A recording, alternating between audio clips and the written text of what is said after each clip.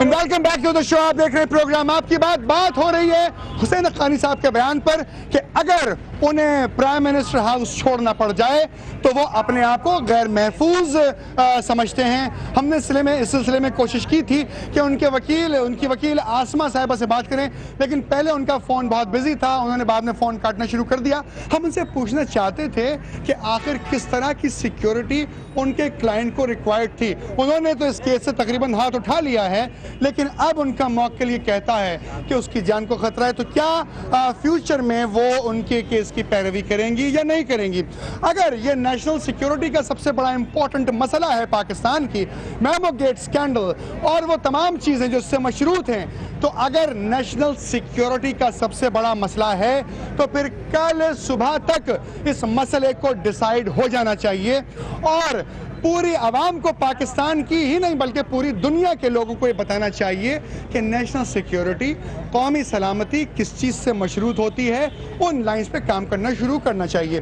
लोग यहाँ पर खड़े होकर ये कह रहे हैं कि कौमी सलामती अटैच होती है उनकी सिक्योरिटी से। अगर कौम सिक्योर है, कौम को इलाज मिल रहा है, कौम को सेहत मिल रही है, कौम को खाना मिल रहा है, मुलाजमत मिल रही है, उसको किसी तरीके से नज़रअंदाज नहीं किया जा रहा, उसको बांटा नहीं जा रहा, उसको सेक्स में नहीं बांटा जा रहा, उसको मुख्तलिफ लिसानियात की बुनियाद पर नहीं बांटा जा रहा, तो इसका मतलब है कौम सेफ है।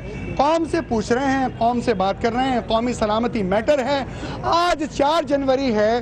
बात यह है कि आज बरसी भी है हमारे गवर्नर पंजाब थे सलमान तासीर साहब, और आज ही के दिन ये मैसेज भी आया हुसैन हक्कानी साहब की जानिब से कि मैं अगर इस प्राइम मिनिस्टर हाउस से बाहर निकाल दिया जाता हूँ या बाहर आ जाता हूँ तो मैं सिक्योर नहीं हूँ।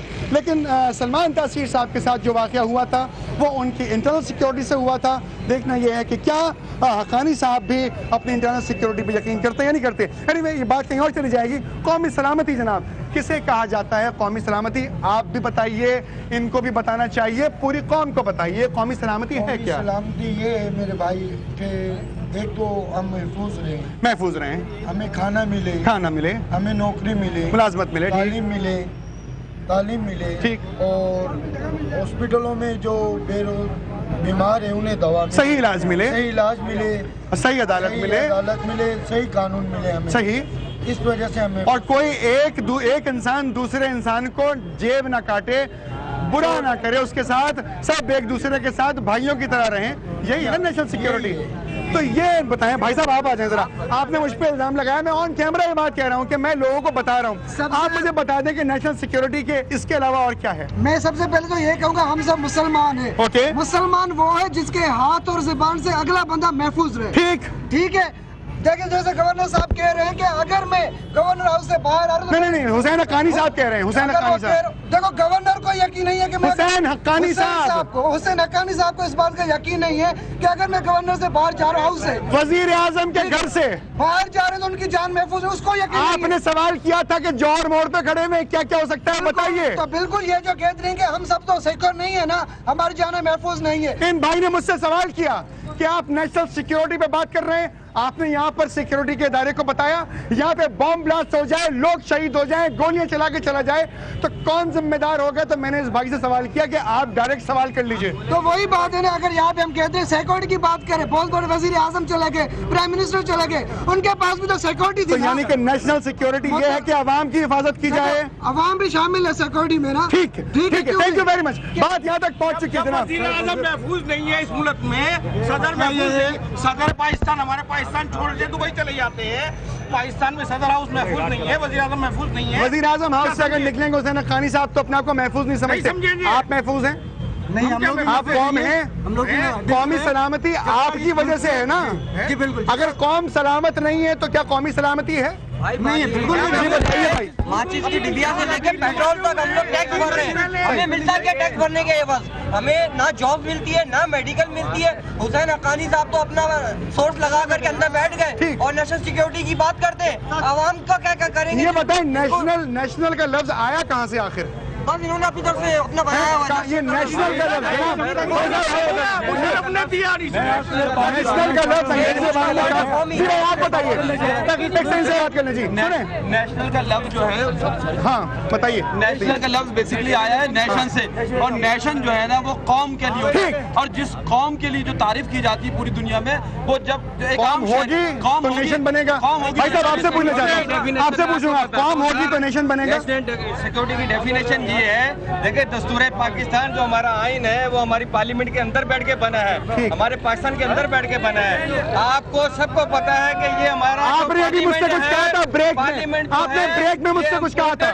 लीडरशिप खत्म कर, अच्छा ठीक है, बिल्कुल लीडरशिप, लोकल लीडरशिप। मुझे एक बात बताइए, मुझे पार्लियामेंट के अंदर आपने ब्रेक में जाने से पहले, आपने ब्रेक के दौरान मुझे कहा था कि देखिए मैं यहाँ खड़ा हूँ, आपने क्या इशारा किया था जरा बता सकते हैं? मैंने ये इशारा किया था कि मैंने एक हाथ अपना जो है वॉलेट पे रखा हुआ है और एक मोबाइल पे रखा हुआ है, क्योंकि मुझे ये नहीं पता कि मेरा वॉलेट या मेरा हुसैन हक्कानी साहब, ये पाकिस्तान की वो कौम है जिसकी वजह से कौमी सलामती है। यहाँ पे और बहुत सारे लोग मौजूद हैं।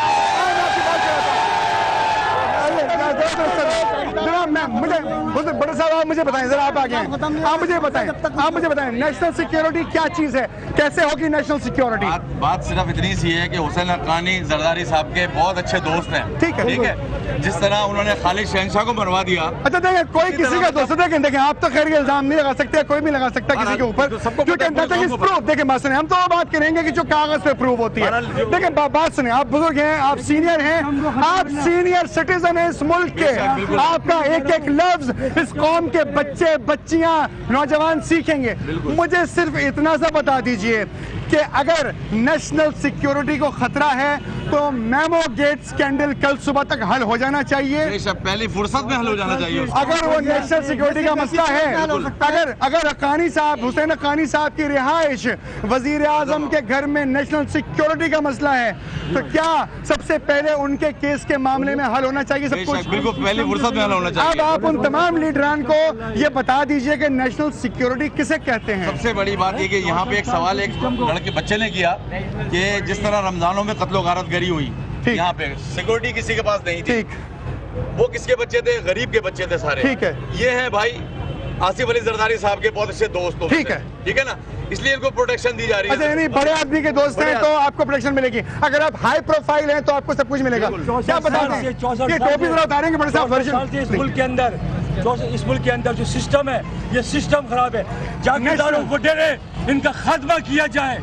तो ये नेशनल सिक्योरिटी, नेशन कौम को सिक्योरिटी किस तरह की चाहिए, क्या क्या है? निजाम खत्म हो, वडेराना निजाम खत्म होगा, अरे वडेरा जब था तब भी मुलाजमत थी, वडेरा नहीं होगा तब भी मुलाजमत होगी। अच्छा, सिस्टम की बात हो रही है। आप मुझे बता सकते हैं कि नेशनल सिक्योरिटी किस तरह से ऐसे हो सकती है कि तमाम कौम सिक्योर रहे? आखिरी मिनट है प्रोग्राम का। प्राइम मिनिस्टर अपने घर में सिक्योरिटी नहीं दे सकता, एक प्राइम मिनिस्टर सिक्योरिटी नहीं, वो ये कह रहे हैं कि मैं अगर प्राइम मिनिस्टर हाउस से बाहर निकला तो अनसिक्योर हूँ। वो क्यों इनसिक्योर है? प्राइम मिनिस्टर उनकी सिक्योरिटी क्यों नहीं दे सकता? प्राइम मिनिस्टर हाउस से बाहर निकले तो अनसिक्योर हैं। उनसे उन्हें किसके खतरा है आखिर ये तो बताया। ये नहीं बताया उन्होंने जनाब। होंगे तो सिक्योरिटी कौन सी? सुनिए ये बात सुनिए। मजबूत करें पहले जी, कौमी सलामती भी महफूज होगी, ठीक है, मजबूत होगी। इदारे मजबूत होंगे तो कौमी सलामती महफूज रहेगी। ठीक है, हाँ बताओ महफूज रहेगी, ये कौम का हिस्सा है। ये भी कहना चाहता है वो बच्चे जिससे हम बात करें थे वो मौजूद नहीं है। आपने प्रोग्राम देखा, प्रोग्राम अपने इख्तिताम को पहुंचा। लोगों का ख्याल ये है कि अगर जस्टिस सही मिलेगा, लोगों को सेहत मिलेगी, लोगों को तालीम मिलेगी, लोगों का इलाज मुआवजा अच्छा होगा, मुलाजमत मिलेगी, लोगों को बिजनेस मिलेगा, लोगों को महफूज रखा जाएगा, डी वेपनाइजेशन होगी। ये तमाम लोग, ये बच्चे से लेके बुजुर्ग तक 18 करोड़ लोगों को एक जैसा समझा जाएगा तो ये कौम अपने आप को सलामत महफूज करेगी, महफूज समझेगी। अगर हम चाहते हैं कि कौमी सलामती रहे तो हमें वो तमाम सहूलतें इस कौम को देनी पड़ेंगी कि जिसके जिम्मेदार हमारे तमाम हुकूमत में बैठे हुए लोग हैं, या लीडरान हैं, या अफसरान हैं, या अहले मनसब हैं। अगर ऐसा नहीं होगा तो ये कौम बहुत परेशान हाल रहेगी, आपको अच्छा नहीं कहेगी। देखिए, अगर कोई मैटर कौमी सलामती का सबसे बड़ा इशू है तो फिर उसको इस पाकिस्तान की हिफाजत करने के लिए, अवाम की हिफाजत करने के लिए, कौम की हिफाजत करने के लिए अगले 1 घंटे में हल हो जाना चाहिए, वरना वो कौमी सलामती का इशू नहीं है, फिर कुछ और है। आपने प्रोग्राम देखा, अगर आप चाहते हैं की जाए आपकी बात तो लिख भेजिए KBHSamac.tv पर या फिर फेसबुक पर ज्वाइन कर सकते हैं, स्ट्राइक कीजिए और अपने तमाम वो बयानात रिकॉर्ड करवाइए जो आप आगे कहना चाहते हैं। हम ज़रूर हाजिर होंगे आपकी खिदमत में, अगर आप हमें बुलाएंगे प्रोग्राम के लिए, अपने को बात पहुंचाने के लिए, हमेशा की जाएगी आपकी बात। मुझे इजाज़त दीजिए, जौहर मोड़ कराची से। अल्लाह हाफ़िज़।